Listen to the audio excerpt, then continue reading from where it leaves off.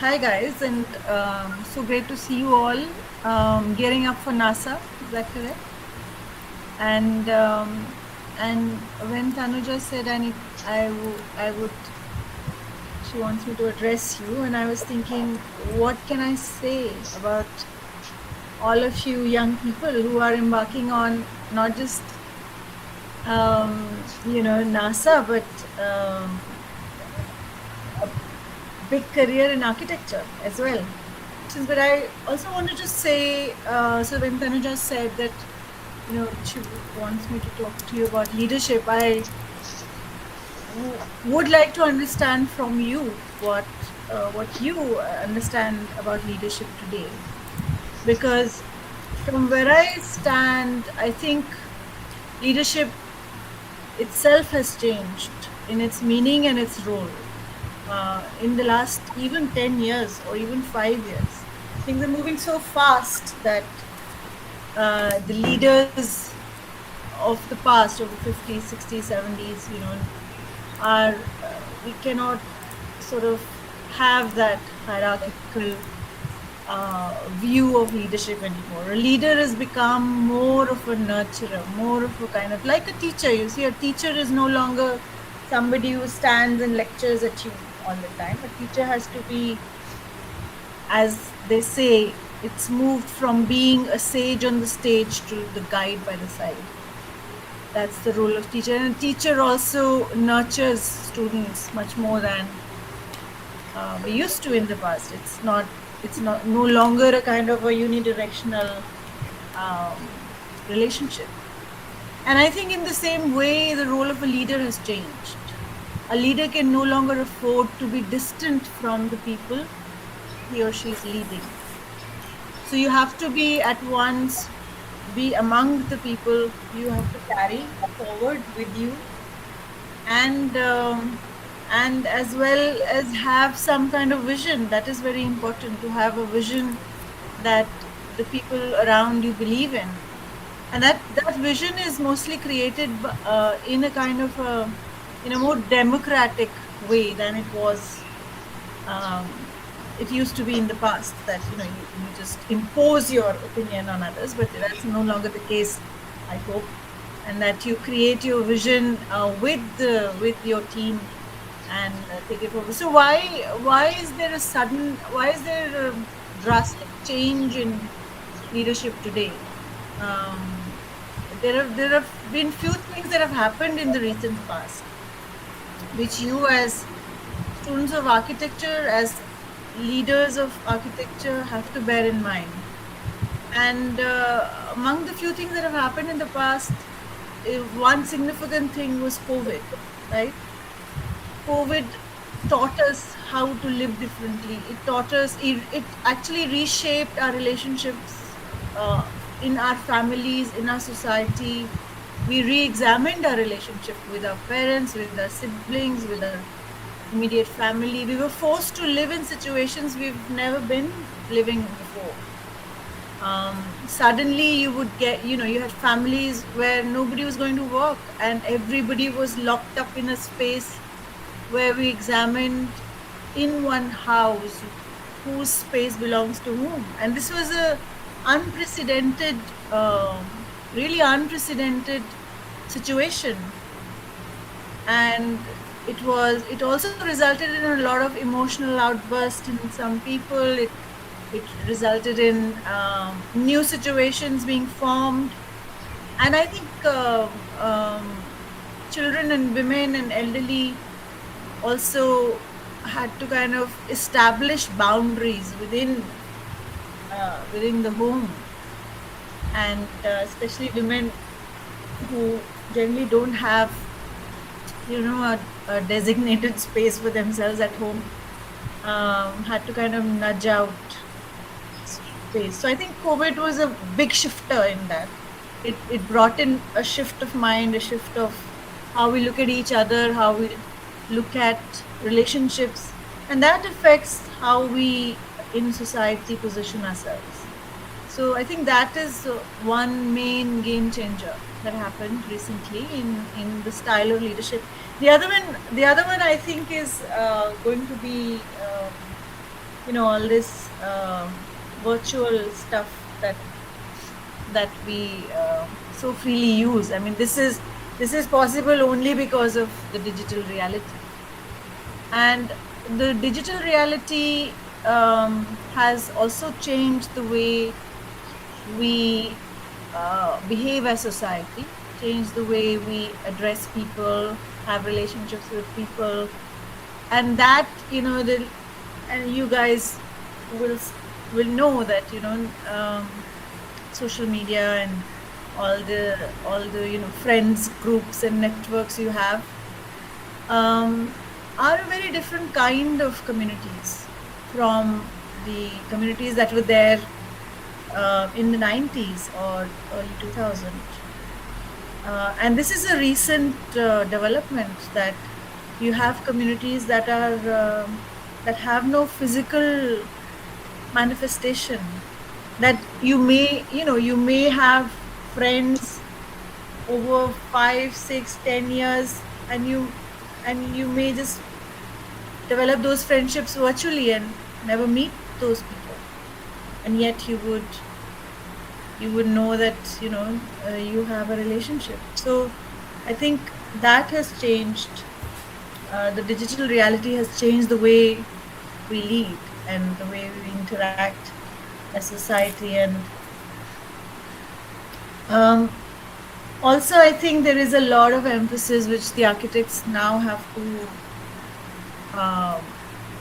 consider in their design and the way they shape space, is two things that are completely non-negotiable. One is, of course, sustainability, that it's not just a theme now.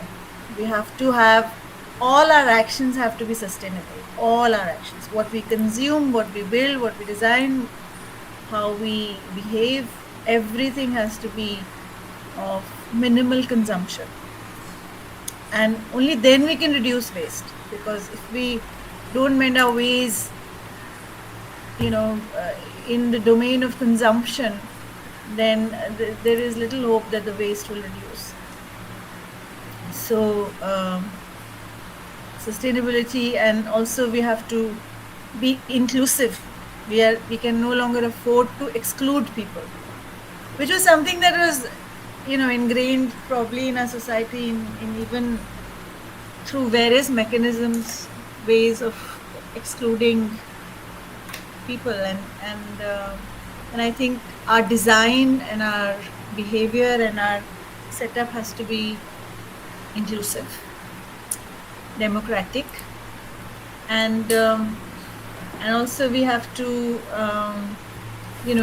make sure that all forms of society, all forms of differences in society, and all forms of diversity is addressed and is brought into the field, because diversity is our strength.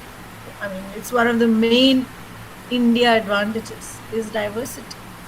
The fact that we speak so many languages, the fact that we have so many religions, we have so many cultures, we have geographical context, we are blessed with this diversity. Very, very, very few countries can boast of such a huge diversity in cuisine, in dance, in dress, in thought, so many things, philosophy. So we have an abundance of diversity, and I think we must celebrate that through design, through our actions, through leadership. We must include as diverse opinions, perspectives. That is a very enriching process if we can do that. So those are the few things I wanted to say, and I'm very happy for you to ask me anything about me, about anything. You can Google me also if you want. But you can ask me also. Okay. So I just wanted to give this introductory note and interact with you, and ask you what are your hopes and fears. What is your hope for the next 10 years that you think your field will offer and architecture will offer, or what do you think is going to happen after 10 years? And what is your fear that, what is it that is holding you back, or you think that's a big disadvantage, or we don't like what is happening here? Tell me your views on the future, because you're closer to the future than I am. I'm more in the past. You are the future of the country. So I have a bit of future left, no doubt. But you have a lot of future left. So you tell me what it looks like. Do you think the gap between, do you think our society is getting more equitable?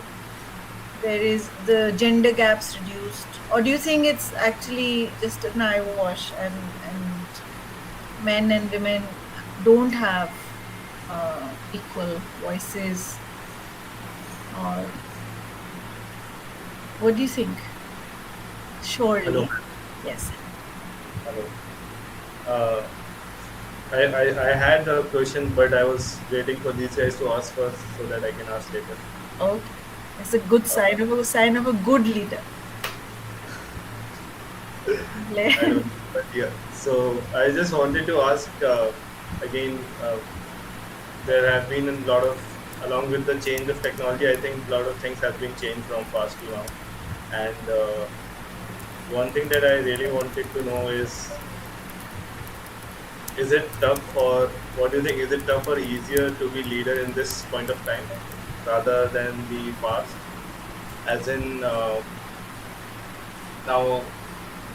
the good thing about it, now you have more reach in public in general because of internet, social media, other things. But it can be a demerit or a con for you also. Like, you never know which thing can hurt a sentiment of anyone or something like that. In general, I'm talking about. So, is it a bit easier or a bit harder to be leader during recent time, or was it before in the past?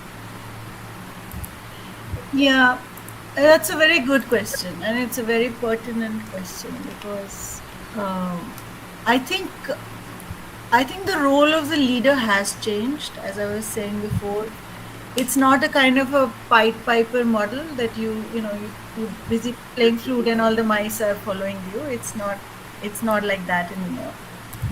Which is a good development. I mean, we don't want blind followers. We want people. So leadership is not about following, and I think leadership is not also about being greedy anymore, or being hoarding things and being in the limelight, being in the focus anymore. So leadership is no longer a celebrity status role, yeah, which it used to be. It's no Yeah. longer, you're not the Amitabh Bachchan of NASA, or whatever, Shah Rukh Khan, or whoever you are. So mark of a good leader is when you can carry everyone together and not leave behind people, regardless of their differences. And it was very difficult. It's very difficult to do that, but one should try to have more empathy towards people, understand their perspectives a bit more. And mark of good leadership is when people think they're not being led. Okay. And that's a mark of good leadership, because when people think it's actually their idea, Yeah. then your job's done. Yes. And that's so beautiful, and that's so satisfying also, because then people take ownership of your vision and they think it's theirs, and they do it with a lot of energy and a lot of dedication, which anybody who's forced to do anything will not achieve that kind of result. So you can't beat people to shape anymore, thankfully.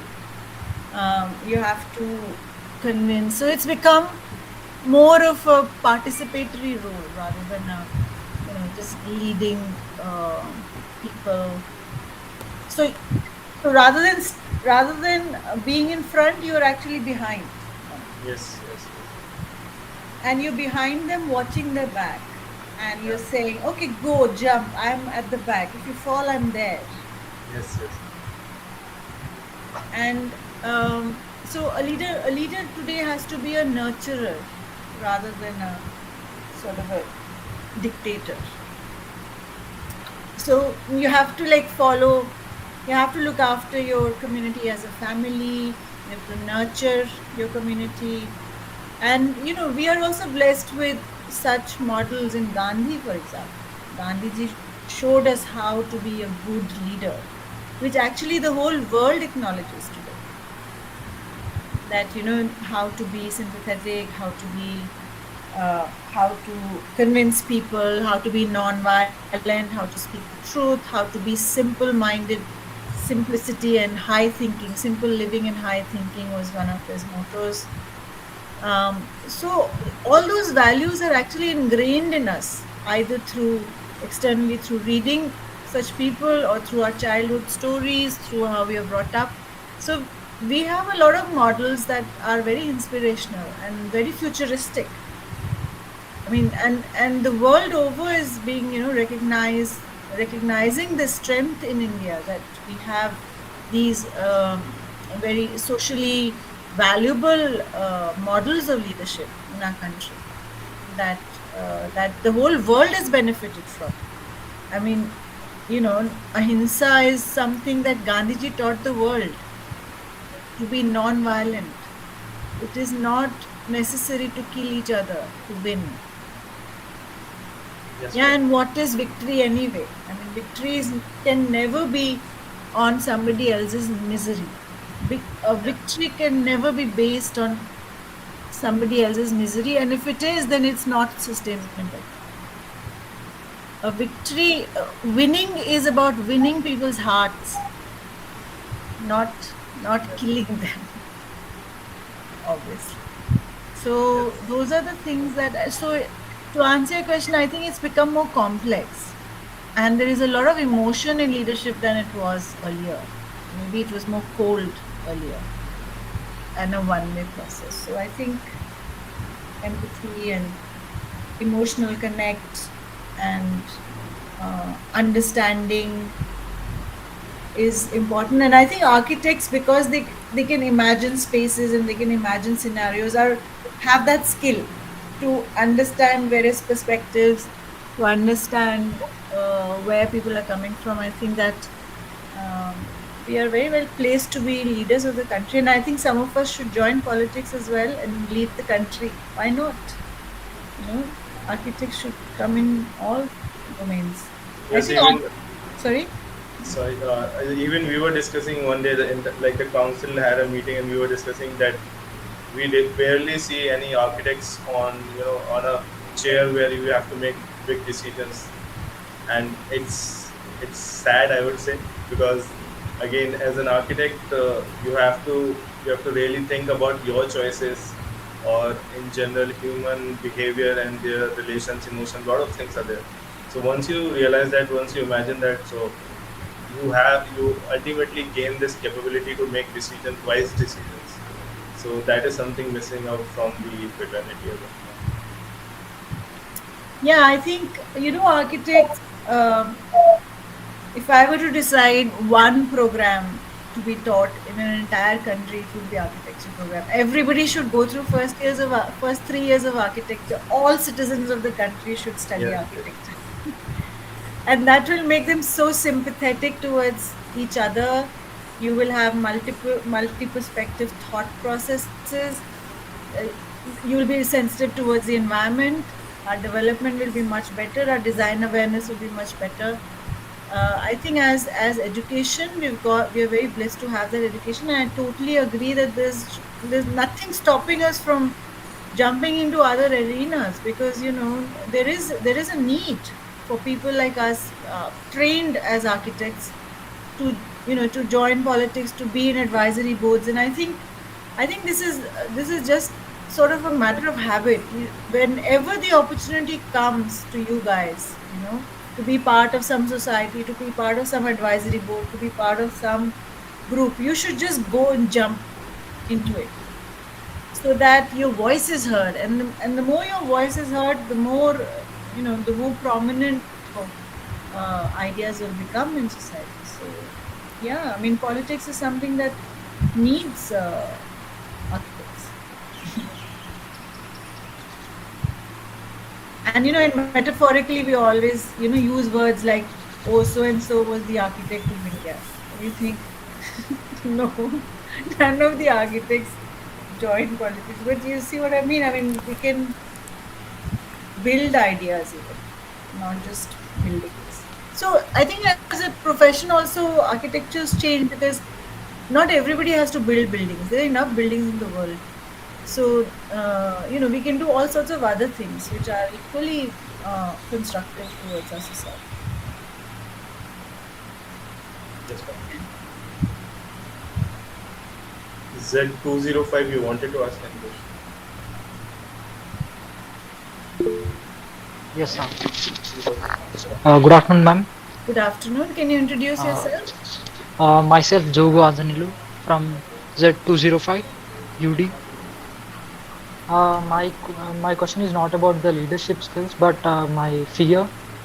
Nowadays, the AI is taking the place of some architects.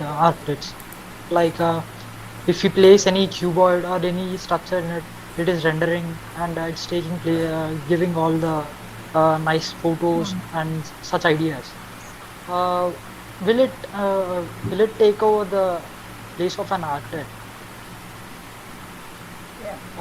Or if I want to be, if I'm the UD, my juniors will come to me, and or any other one, another people come to me and ask, you are an architect. This AI is doing the same thing.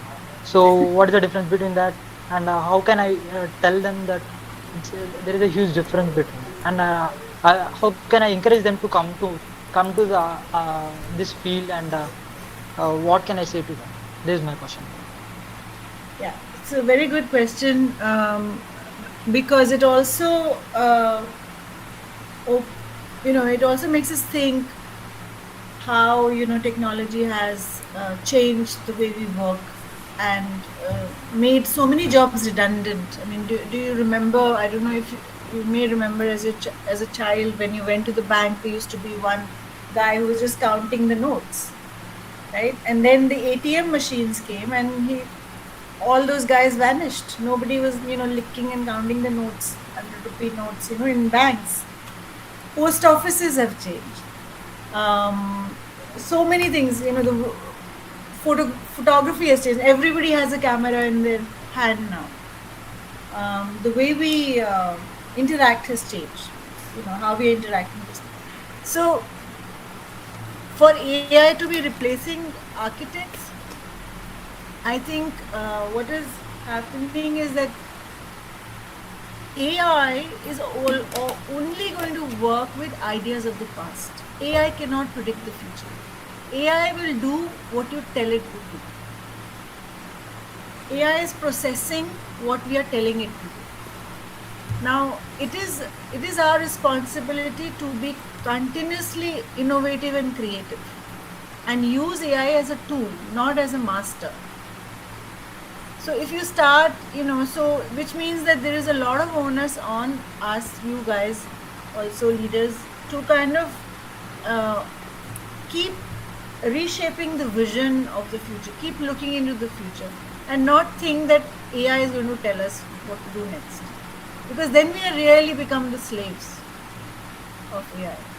As far as language is also concerned, AI is, now there are lots of emails I get, there are people I know cannot speak at all, are writing such long papers on architecture, and I think, how are they doing it? Obviously, they're using ChatGPT, and they're using, students are using ChatGPT for the submissions, and it's very clear. I mean, it's quite clear. But the thing is, the moment you read it and you think there is nothing original in what this person is saying, or or it's just rehashing old things. So I think the novelty will settle down, and it'll be very clear as to what is fake and what is real.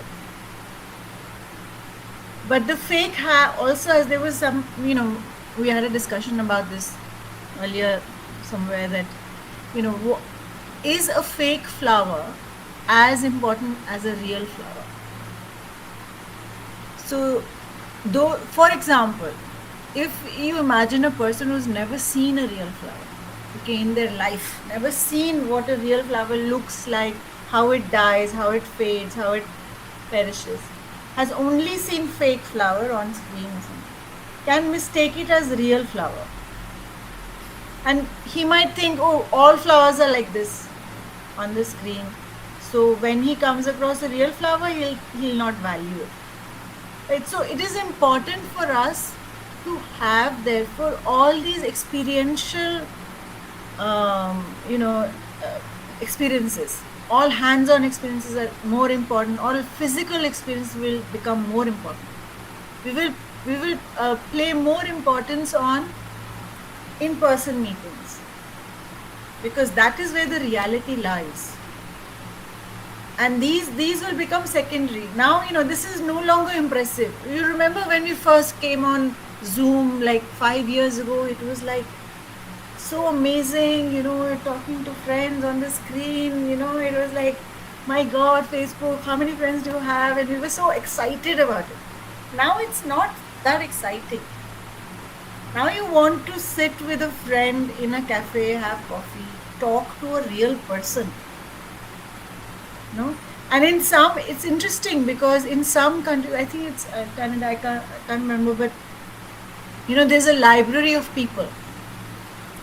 So you can actually issue a person to talk to, because otherwise you're just having these virtual interactions. So, there are, in this library, instead of books, there are people registered. So you can say, I want a 1 hour slot with this person, and they will come and talk to you in person.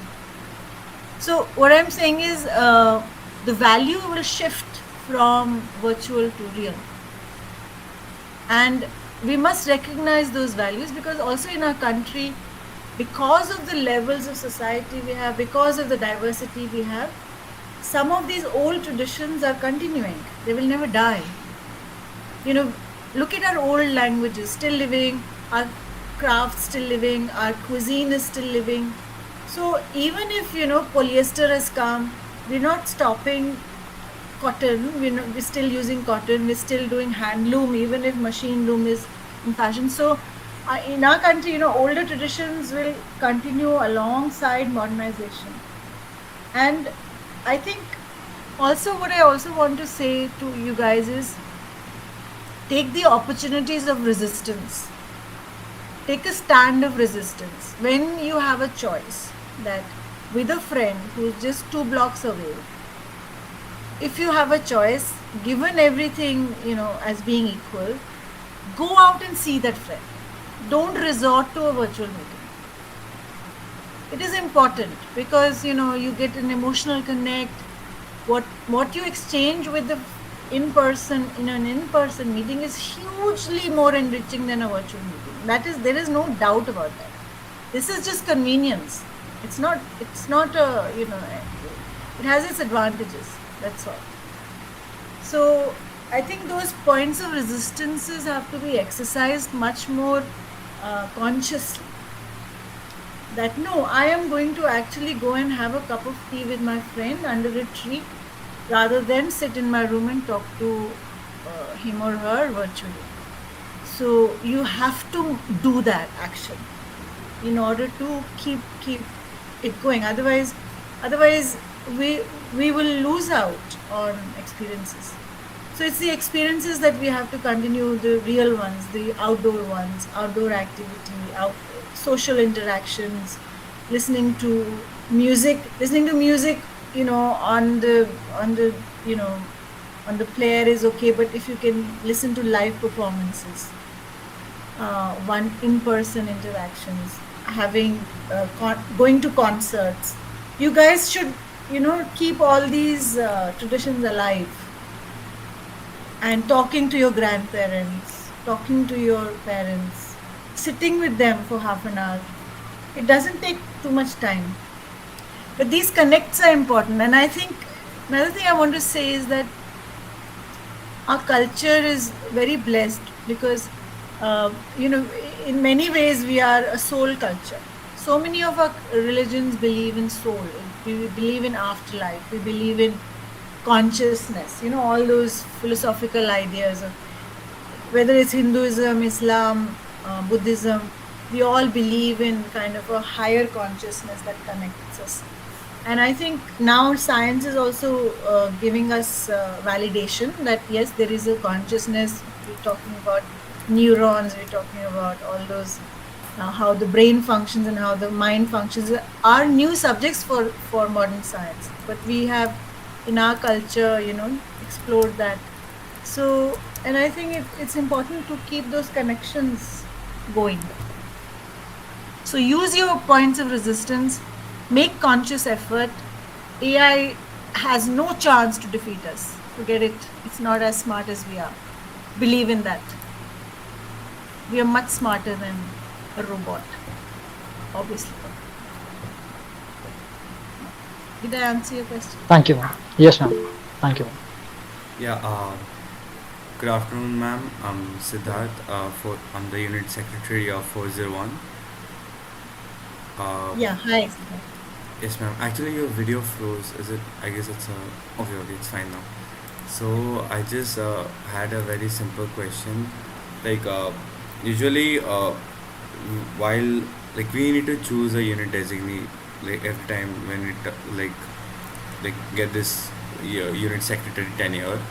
So often at times I've seen my ex unit secretaries, or even I was felt to some extent that like choosing the right leader, like as a unit designee, their job role is not much of a leadership job role.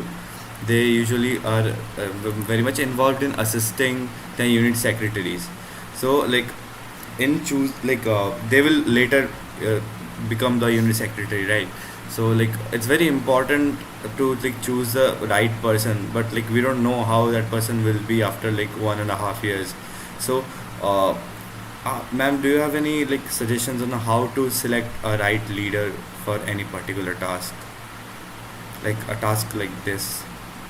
So always have a kind of, I think it is important to choose a right leader because I think it is important to have that alignment. Otherwise, the vision doesn't work. So I think if there are 2-3 leaders you have to choose from, give them a chance to express their vision. I think that is very important. Ask them to make a pitch as to why they should be chosen as leaders. What is their vision? What is their objective? How are they going to? What is their approach to doing this, taking up the responsibility they're taking? That is very important. So all of you also should, listen to what that person is saying, how they appear, have a checklist in the sense, take notes, and see, because the thing is, you are giving a large part of yourself to the leader because it's you who is going to motivate the leader, and it's your energy that is going to flow through the leader. So you are the electricity wire. Leader is just a bulb. Without electricity, the bulb is not going to glow. The energy is going to come from the electricity wire. So you guys are the carriers of that energy. So if you choose a 0-watt bulb, then the light is not going to be strong. So make sure you choose a 100-watt bulb so the light is strong. So you have to give them a chance to express themselves before you elect. Have enough information about them. Give them a chance to speak and argue with them, ask them questions. So it's a huge. I think it's a huge responsibility to lead as well as to choose. Sometimes choosing is a bigger responsibility than leading. Choosing is very important. I mean, your vote is precious, And so I think that's a very good question. So did you have that kind of process? Did you Yes, have ma'am. that? We for my unit, we as a unit did. We have a small tradition which is similar to the process which is followed in like NASA's executive council posts, and like that process only we follow. There's a process of nomination, then like coming questions and like interrogation round, then we come to this election, like for the people who will be served by the leader, so they only elect but like I'm still trying to find in my tenure, like if we can find a better way, because with time, like there are like problems which we have never faced before, like there might be Yeah. problems, so like we have to be efficient every day. It's like that's why I was trying to find some new ways if we can. Yeah, I think how I would think about this is that leadership structure is very important. It's no longer a pyramid. You can't have a pyramid where one person is sitting on top all alone, and then you have this. What you have to do is flatten the pyramid and make teams of teams, so that the whole structure of the organization gets flattened and you have more people taking ownership of little aspects of that whole organism. So there's a stomach, there's all these organs are there in say NASA, and each person, you as a leader, has other people. There is a control panel, and there are all these teams of teams that happen. And I think when the little parts that are that have a leader, they function well, then the big machinery functions well. So I think it is important to give everybody a sense of ownership, that a leader should not try and micromanage. If a leader is micromanaging, then there's something wrong happening. Then the people on ground are not taking ownership. So you don't have to take all the decisions. And when you take decisions, the voices should come from your team leaders. So I think that is very important to do, that as a kind of democratic process, as a to have a flattened structure, Yes. not a pyramidal structure. Yes, ma'am. Pyramidal structure. So make teams of teams, and give responsibility, and let people take ownership, and let people own certain domains according to. Also, I think the one important role of the leader is to, that's how I lead, is to identify the strength in the person, and you work on the strength, and you figure out, okay, this person is really good at this, so I'm going to ask him or her to do this, and help and support, and nudge that person out of the comfort zone, and say, so that when they achieve something, they get surprised themselves. Oh my God, did I do this? That's what gives me the high.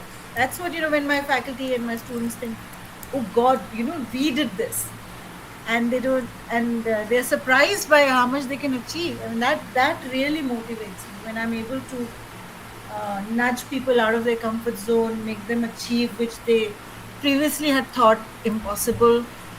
That's what the role of a leader is, that you build that ability, build that competence. Thank you, ma'am.